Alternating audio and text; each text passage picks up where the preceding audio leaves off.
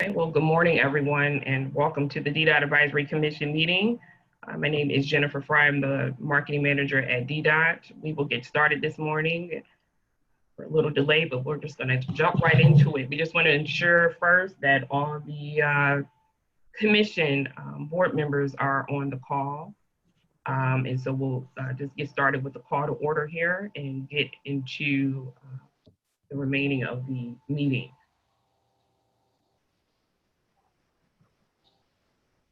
And we'll start with, we'll go by district. So we'll go start with District 1. Present.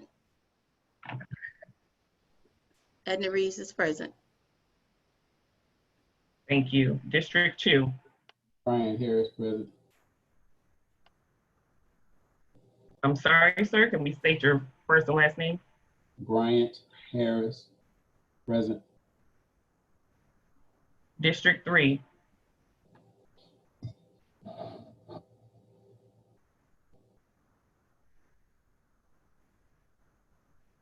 District 4.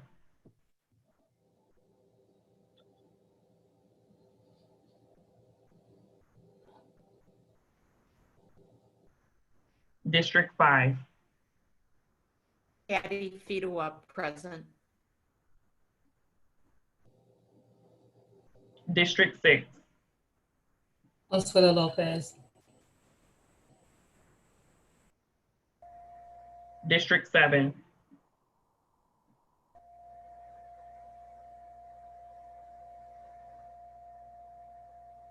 Okay. Thank you for that. So we have 4 district representatives here out of 7. We can proceed with the meeting. I believe all DDOT staff is accounted for, and we'll get into that later in this in the agenda here. Excuse me, this is Andy DiDeRossi. I'm the representative at large. Just wanted to make a note of that. Perfect. Thank you so much. Yep. Okay, hopefully everyone was able to review the meeting minutes. I have this here. We can spend some time if you haven't. I will scroll down. These were shared out. They're also on our website for your review, but we will need the commission board members to review and approve of the minutes before we proceed with the agenda today.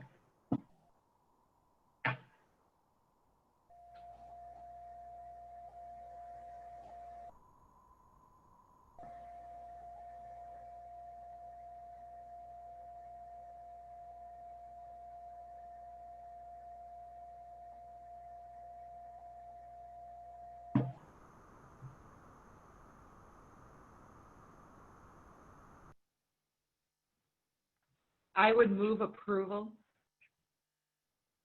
It's Patty. Patty, okay, do we have a motion? Second by Edna. Perfect, thank you.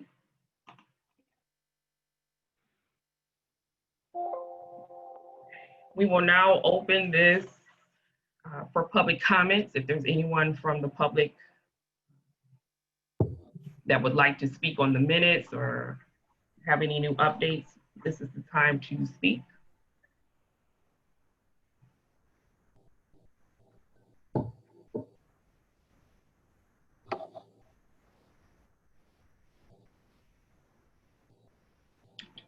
Okay, no public comment. As mentioned before, the director will not be joining in this meeting, and therefore we do not have a director's report at this time. Moving on to division reports, we have compliance. Excuse me.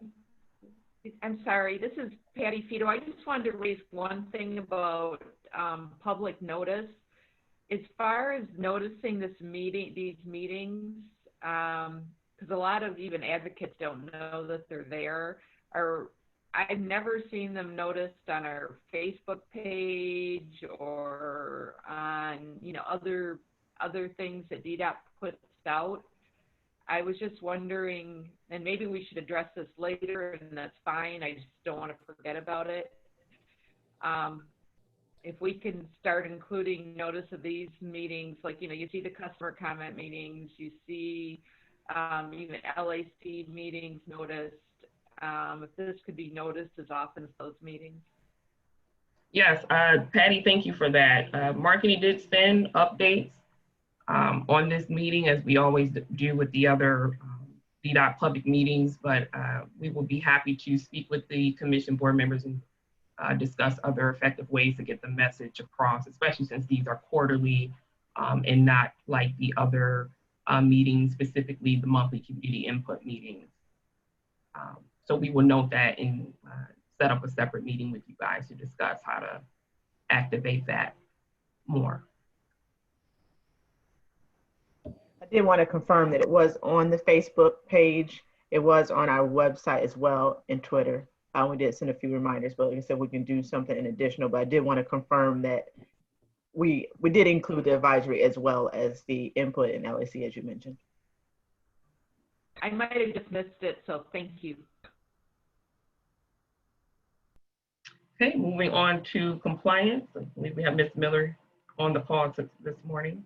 Yes, good morning, everyone. For the last 6 months, we have been working on updating our Title VI plan to ensure we have a well-planned Title VI program. In order to, we have to submit it to FTA by November 1st. We are asking all of you commissioners to review our plan and provide any comments that you may have.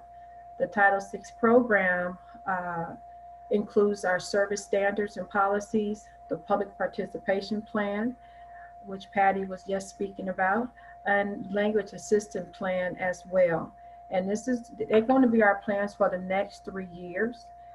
We will be sending you out a link to review the plan and provide any comments, hopefully by the end of this week. There will be a public hearing October the 7th at noon. So if you have any questions or comments or things like that, please reach out to us. And that's it. Thank you. Thank you for that. Scheduling and service development is Gina on the call.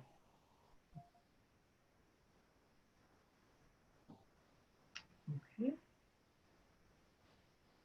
Moving on to operations. Good morning, everyone. From the operations side, there's no major updates at this time. I will say or announce that we are hiring for a supervisor for the training division, the instructors. We're looking to hire for a supervisor. So if you know of anyone who's interested in that position, it is posted to the City of Detroit website at this time. Thank you. Thank you. We have Mr. Luckett representing maintenance. Good morning, everyone. Just a couple things as we continue to work through this pandemic. You know, vehicle maintenance, still cleaning and sanitizing buses. We're, of course, still looking to hire CSAs and mechanics. And we're just trying to be safe and continue to provide the equipment to the operation team. Thank you. Thank you. Transit Police, Chief Brown. Good morning, everyone. I hope everyone is staying safe. We have a couple of updates. We did have one officer resign. However, we are hiring 3 new officers and 1 new investigator. So we are trying to keep our ranks up to speed. I met with all our officers to remind them of the conduct that we're expecting from them regarding their contact with citizens as well as employees. We're making sure that our body cameras are working and functioning properly. Also, we had a slight increase in arrests and a significant increase in tickets being issued, both miscellaneous orders as well as parking tickets. We do still have zero tolerance around Rosa Parks Transit Center as well as the State Fairground Transit Center.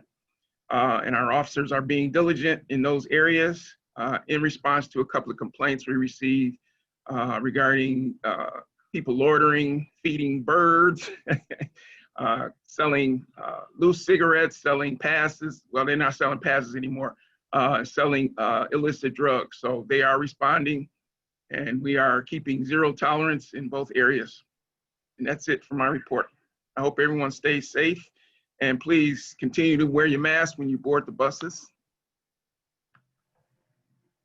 Thank you. You're welcome. Mr. Fisher from Grants. Good morning. So the update from grants is we had previously applied to 2 opportunities this year, one through FEMA and one through FTA, and we were not awarded these, but the good news is that we debriefed both applications, and the applications were great. They were just very competitive and there wasn't enough funding in the programs. So we will continue to look into opportunities for the applications and resubmit them in the future for future funding. Perfect, thank you. We have Ricky, I believe, from Data and Reporting is on the line. Good morning, everyone. Thank you for joining in. Some of the things that we have going on right now, we've been trying to roll out different modules of the tech upgrade. We ran into a little bit of a delay. We would attribute that to a lot of the different things that are going on during the pandemic, but we're not at a full rollout when it comes to the tech upgrade, but some things that are still ongoing and something we would like feedback from any of the commissioners. If you do find our transit app has been going on several weeks now, should be performing well. If there's any feedback that you get from your constituents, let us know. The other thing is enunciator performance when it comes to announcing volume levels or its accuracy. Please let us know if you see any kind of if you hear anybody giving feedback on that. We'd love to hear from you, either that or through the 313-933-1300 number. Some things that we're working on, we're moving from a more historical overcrowding basis and trying to figure out where our best resources can be placed overcrowding wise from a historical function to a more real-time function. So that's one of the things we're working on. And I know we've gotten a lot of feedback about a dashboard. So we're working diligently on making a dashboard more accessible, more transparent overall for information with the new data coming from the tech upgrade. And that's it. Thank you. Thank you. We have a representative from Paratransit, Ms. Lowe. Yes, good morning. If I have some interference on my line, please let me know. I'm in a bad area for Wi-Fi. But I would like to thank everybody for the opportunity to be invited to the meeting. This is my first advisory commission meeting. We are currently working at about 60% capacity. We perform 5,100 trips a day for Paratransit, and of course, we are encouraging everyone to continue to wear masks and provide social distancing on the vehicles. We're at a little bit over 4,900 calls for a week. Our agents are of course working remotely from home. We do have some eligibility members that come in on a weekly basis to process our applications and send out letters, as well as our complaint department. We met with compliance last week to get some policies in place and to make sure that we are up to par with the things that they are requesting that we do. There are some things that we need to make adjustments with. We did incorporate, per request, the Sunday scheduling at the end of August. So scheduling is now 7 days a week. And of course, in addition to the same day scheduling. And then finally, we are gearing up for our NTD annual reporting. I know that's due at the end of October, so we're just trying to get that process finalized as well. That's all we have for Paratransit. Thank you. Welcome. Customer service, Josh Reed.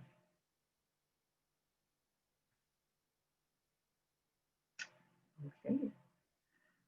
As mentioned earlier, unfortunately, we're going to have to table the bylaws review in the working session for the next quarterly advisory commission meeting. So we'll open it up for new business with the commissioners. And we can start with District 1. We can go from there. I just have a couple of questions. I think it was Alicia that was talking about the title plan that was due. She went through it so quickly. I didn't get the date and when it would be available for us to review.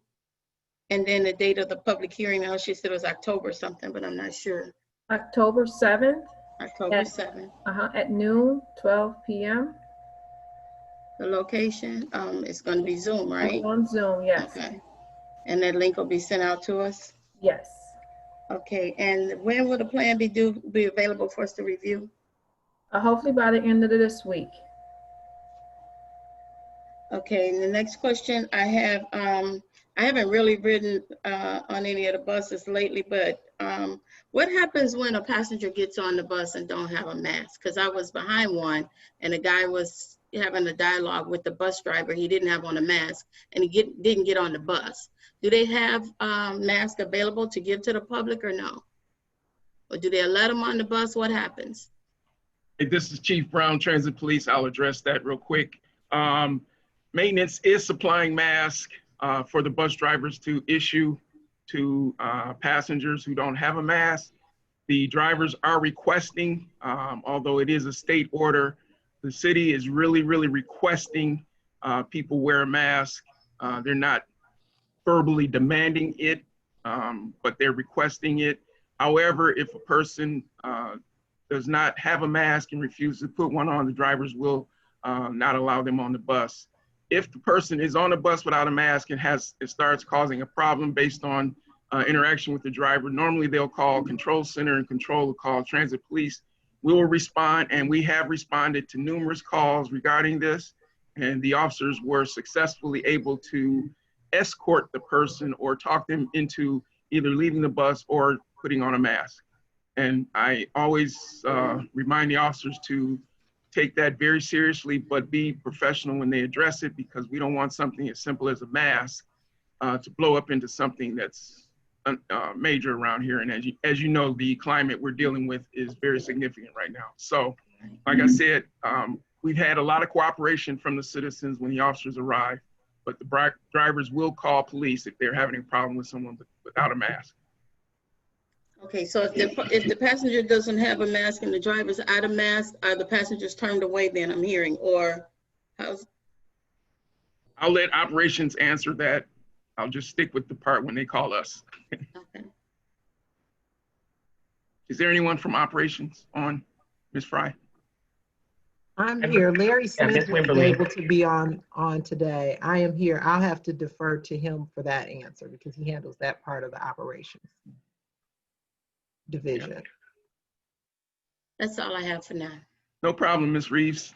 Hey, keep your fingers crossed. Keep praying for us not to have any real conflicts over this. Right, I was just concerned because I saw the guy didn't get on the bus. I mean, it could have been anything. He could have been on the wrong route or whatever, Yeah, but I just right, noticed right. he didn't have on a mask and he didn't board the bus. So I was just curious as to how that works. Yes, ma'am. Okay, Thank you. you're welcome. Okay, thank you. Moving on to District 2 with Mr. Harris. Hi, good morning. Can you hear me? Yes. Good morning. I don't really have anything to say other than I would like for you all to keep me and my family in your prayers and the passing of my son last week. That's all I have. Yeah. Our deepest condolences. Yeah, our condolences to you and your family. Thank you. Moving on to Ms. Fetterwood, District 5. Yeah, I just have one question, but Brian, I am so sorry. Wow. We'll be thinking of you big time. Makes my next question seem rather ridiculous. So thank you. So sorry. Thank you. I've heard they're having a hard time getting folks getting their CDLs.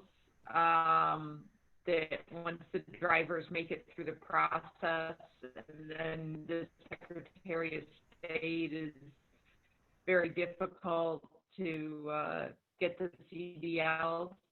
Do you know if the mayor's office has talked to folks about that, or specifically at the Secretary of State? So I will address that. Yes, absolutely. We are working on that. We're working on trying to streamline the process. There is There can be a delay with the Secretary of State because you can't just walk in anymore. You have to make an appointment. Appointments are months out. We do have a system in place where where we have been able to successfully shorten it sometimes, but that issue has been escalated, and I hope to have a resolve to that soon. Okay, and I guess, do you need help with that? That's really what I'm trying to get to. Should I be contacting my legislator to contact the Secretary of State? I mean, do you need extra pressure, or do you think it's getting resolved? I think it'll be resolved. It's been escalated to the executive director. I actually had my meeting with him on last week, and he should have an answer for me. So at this time, I don't think that we need help, but I've made a note of it, and we certainly will let you know. Thank you for the offer. If I can interject one quick thing for a moment, if you're having a problem with the Secretary of State, what I suggest you would do is contact them. If you have a list of candidates that want their CDLs, if you can contact their mobile unit, the mobile unit can come to a specific location and you can schedule your individual people one by one. And that would avoid going to a whole different Secretary of State if you have a situation like that, because that's what we've done to help students get their driver's licenses. We scheduled the mobile unit to meet with them individually. Oh, okay. And they can come in and The mobile unit administer tests and everything? Yeah, they'll come to the location, I believe, where you need them to come, and Okay. they'll schedule it. So check with the mobile Secretary of State's mobile unit. That might be beneficial for you. Do you They have can a offer that contact service. person that you can share with me? That would be helpful. If you can do that offline, I'd appreciate it. Yeah, I'll try to go to the office and see if I can find a number, because that's what we do for our students that need to take the test for the driver's education. Oh, that would be fantastic. But So they have to please, come to one general location. The mobile unit just doesn't go around to them. You have to set it up, and they schedule appointments every so often like they do at the Secretary of State. But it's one location that'll deal with your specific needs. That would be fantastic. Okay. Thank you. Thanks. Okay. Moving on to Ms. Lopez, District 6. Was Patty done? Because I interrupted to give you that information. I didn't mean to cut her off. No, you helped tremendously, and I'm all set. Thank you. Thank you for that.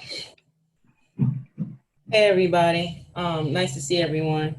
All right, what is happening on Woodward Bus, especially at the end of the day, like 4 to 5 p.m., end of the workday?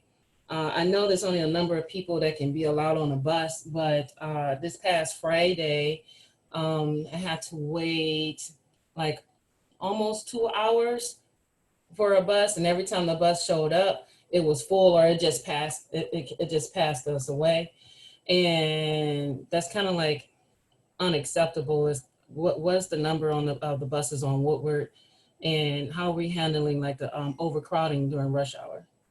On all the and not just the Woodward bus. Is this happening on any of the, like Grand River or 8 Mile or anything like that? But I'm specifically asking about Woodward. So again, I'm stepping in for my colleague, Larry Smith, who wasn't able to join us today. He's still out. He'll be back into the office on tomorrow.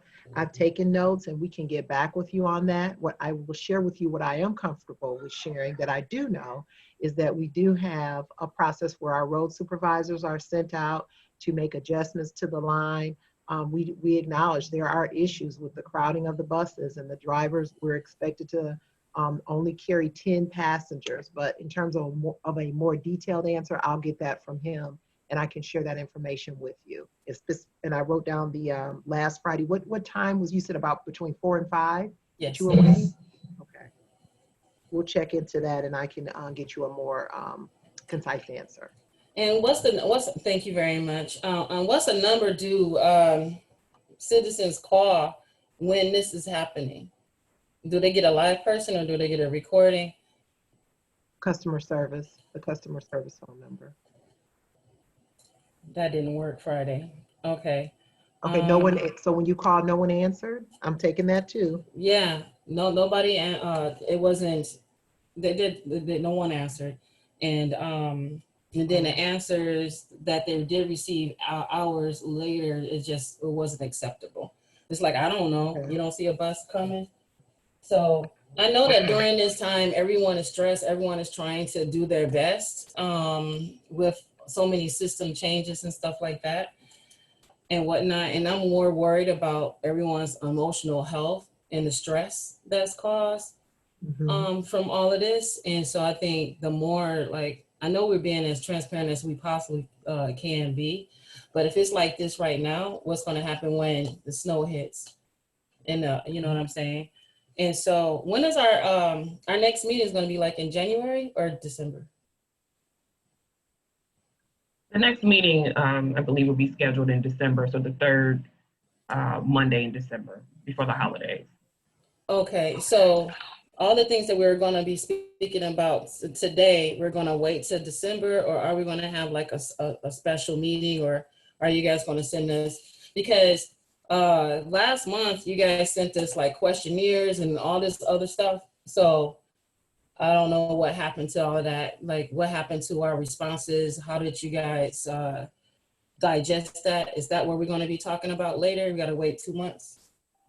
No, I can't speak for Mickey. I know Mickey has taken the lead in implementing and executing the next steps for the advisory commission, but we'll follow up with her today to be sure that we schedule something way before the next meeting with you guys. As you guys need to have separate advisory board executive meetings before this meeting. So we'll be sure to follow up with her and get back with each and every one of you. Okay, and are you guys working with the City of Detroit Bill of Rights Commission specifically on ridership and safety and transit? I am unaware of that. I can't comment on that unless there are other DDOT staff members who can make comment. Has anyone heard? Because I was just finished reading it just before the meeting. Yeah, I can send it to someone because it's a big list. If you can send it to me, actually, I'll reach out to you, Ms. Lopez, get your information and make sure that the right appropriate staff members are included in that communication. Okay, because they're making a lot of, it's a lot of suggestions from the community about their experiences on DDOT and some changes they would like to see or implemented. It's basically civilians' voice on what they feel like improvement to transit can be for them. It's a long list. And I know we're going to be meeting today, Wednesday, I think, on it again. So I was just wondering, because they've been working on it since May. No, not May, June. So we'll talk. And that's it. Thank you. Thank you for sharing that, and we'll get in touch with you to follow up with that. Okay, thank you. That's it for me. Thank you. Last but not least, we have Andy. Any updates on your part? Hi, everyone. You know, I just want to use my time for a quick comment that it's apparent this must be one of the most challenging times in the history of DDOT to operate. You know, as a transit operator, myself, we experienced that pain.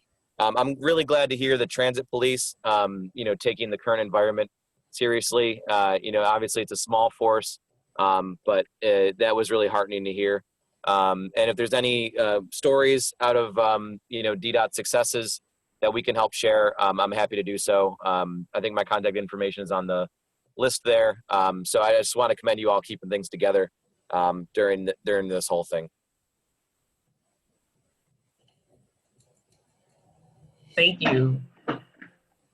Any last comments from the commissioner board? Mr. Harris made a comment on the chat.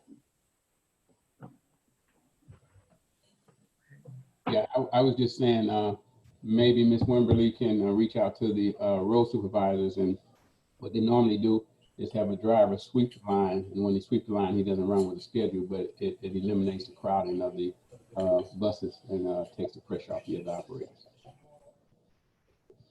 Yes, indeed. I was just responding to your message. That is exactly what should be happening. And so I just need to take a look and see what was going on last Friday. I I won't make an excuse because I don't know. I don't know if we were short-staffed at that time, but that is exactly what should be happening. Okay, I understand. Just suggesting. Thank you. Yeah, I just have one more general question, if I may. I was wondering if there's going to be any expansions of service, any increase in service. And I realize you're using extra buses to try to fill in where you have overcrowding, but I was just wondering if there's going to be any more expansion. I can't make an announcement about any expansions at this time. We did just recently have an adjustment to the schedule. And as you know, we have a driver shortage. So that has not changed.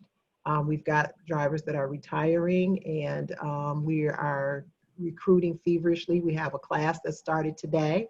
We had 8 candidates, and I just learned this morning that only 5 came to begin the class this morning. So we have an issue. So I can't expound on any service increase at this time.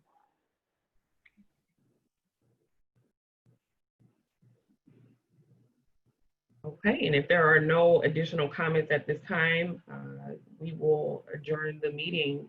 I have a comment, I'm sorry. Okay. Hi, this is Chief Brown. I have a couple of quick follow-ups, please. First and foremost, thank you for the comment regarding transit police. Mr. Harris, you have my deepest condolences. And I really feel your pain, trust me.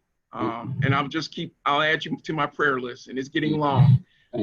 Second, Ms. Lopez, is that the city's civil rights organization that you were speaking of? Yes, under pro temp. Is it Sheffield? Sheffield and Castaneda Lopez. Okay, all right. I'll reach out to you personally because I want to follow up on that, because technically we should have some representation to discuss these long list of wishes, and sometimes people come up with things that are totally impractical, but you know, anyway. Okay. So Ms. Bedawa, where you still here?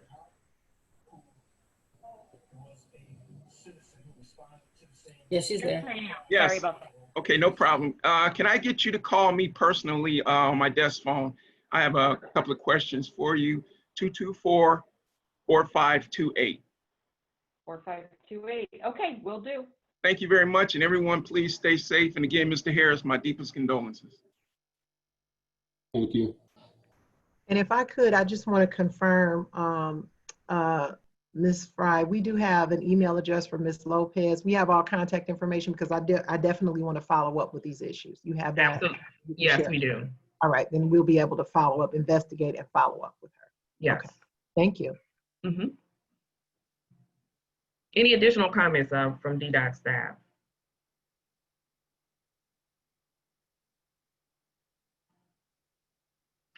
Yes, I'm responding to message here in the chat. This meeting will be posted as well as with our other public hearings and meetings.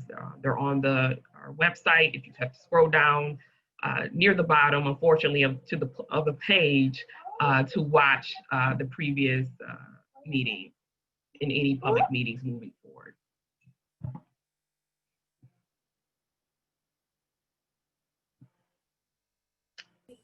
Okay, and if there is nothing else, we will adjourn the meeting at 11:14 a.m. Thank you all. Thank you. Thank you. Thank you. Have a good day. Thank you. Thanks, everybody.